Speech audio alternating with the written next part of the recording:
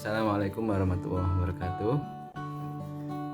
Saya Rifki Ul Azmi di sini akan melanjutkan pembahasan kita mengenai pengembangan kurikulum dari beberapa ahli.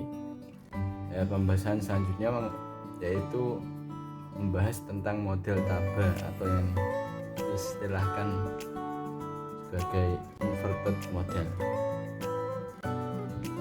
Di sini model Taba ini diklasifikasikan menjadi atau dibagi menjadi 5 tahapan atau 5 cara lah, seperti itu.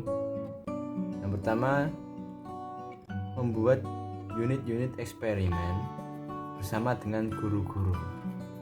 Maksudnya di sini sekolah membuat eksperimen atau percobaan demi kemajuan sekolah tersebut mengenai kurikulum yang ada di sekolah tersebut bersama guru-guru. Tentunya agar guru-guru itu tahu seperti apakah eksperimen tersebut. Yang kedua yaitu menguji unit eksperimen tersebut. Setelah kita membuat eksperimen, kita uji kepada siswa-siswa apakah berjalan dengan baik ataupun tidak, seperti itu. Selanjutnya yang ketiga yaitu mengadakan revisi dan konsolidasi. Setelah kita menguji unit-unit yang kita buat atau unit-unit eksperimen dan mengaplikasikan kepada siswa-siswa, kita mengadakan revisi jikalau eksperimen tersebut itu tidak berjalan dengan baik, dan mengadakan konsolidasi. Selanjutnya yang keempat yaitu pengembangan keseluruhan kerangka kurikulum. Ini kita membuat pengembangan keseluruhan dari kerangka kurikulum yang kita buat atau yang diistilahkan sebagai developing framework itu. Dan yang terakhir yaitu implementasi dan diseminasi. Kita implementasikan atau kita praktekkan kepada siswa-siswa maupun di lingkungan sekolah. Dan seperti itu. Pembahasan selanjutnya mengenai model Miller-Celler. Di sini terbagi menjadi 4 tahapan. Yang pertama yaitu kita mengembangkan tujuan dari kurikulum yang kita rangkai di sekolah. Selanjutnya kita klarifikasi orientasi kurikulum. Kita orientasikan atau kita kenalkan kepada mohon maaf saya berbalik. Yang pertama itu klarifikasi orientasi kurikulum. Kurikulum yang kita buat tuh dikenalkan kepada siswa maupun guru agar mereka tahu tujuan atau jalan yang benar dan sesuai dengan yang kita harapkan.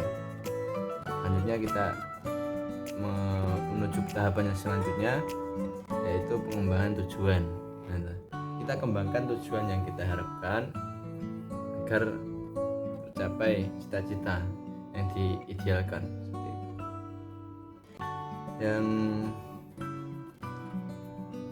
ketiga yaitu identifikasi model pengajar. Kita mengidentifikasi setiap cara yang guru lakukan dalam mengajar siswa. Dan yang terakhir yaitu implementasi. Kita kombinasikan semua tahapan tersebut dalam sekolah dengan harapan siswa menjadi terdidik dan menjadi seorang yang tahu lah seperti itu. Selanjutnya di sini saya akan membahas sintesis model-model pengembangan kurikulum. Yang pertama yaitu langkah sistematis dalam pengambilan keputusan tentang komponen-komponen kurikulum yang terjadi sedemikian rupa. Yang kedua, pengembangan kurikulum setidaknya itu ada dua pendekatan yang bisa digunakan, yaitu pendekatan administratif dan pendekatan grassroots yang kita bahas kemarin, dan kita bahas yaitu yang terakhir, yaitu tataran praktek yang mungkin suatu model yang diterapkan secara tegas. Kita harus mempraktikkan dan menerapkan apa yang kita rancang dengan secara tegas dan lugas. Yang selanjutnya yaitu organisasi isi kurikulum.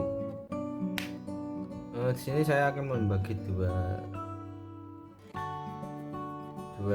tahapan. Yang pertama yaitu kurikulum berdasarkan mata pelajaran atau yang diistilahkan sebagai subjek kurikulum. Nah, ini maksudnya kurikulum itu harus mengacu pada pelajaran yang akan dipelajari oleh siswa. Yaitu yang kedua, kurikulum terpadu atau integrated kurikulum. Setelah kita menentukan kurikulum berdasarkan pada mata pelajaran, selanjutnya kita harus mempadukan kurikulum tersebut. Apakah itu sesuai yang diharapkan oleh Kemendikbud? Dan selanjutnya yaitu kurikulum berdasarkan mata pelajaran. Nih kita bahas. Yang pertama yaitu mata pelajaran itu terpisah. Yang kedua berupa mata pelajaran gabungan. Selanjutnya kurikulum terpadu di sini dibagi menjadi 3. Yang pertama yaitu kurikulum inti. Bagian yang kedua yaitu experience atau activity curriculum. Dan yang terakhir yaitu social function atau persistent situation. Terima kasih. Itu penjelasan dari saya, kurang lebihnya mohon maaf. Wassalamualaikum warahmatullahi wabarakatuh.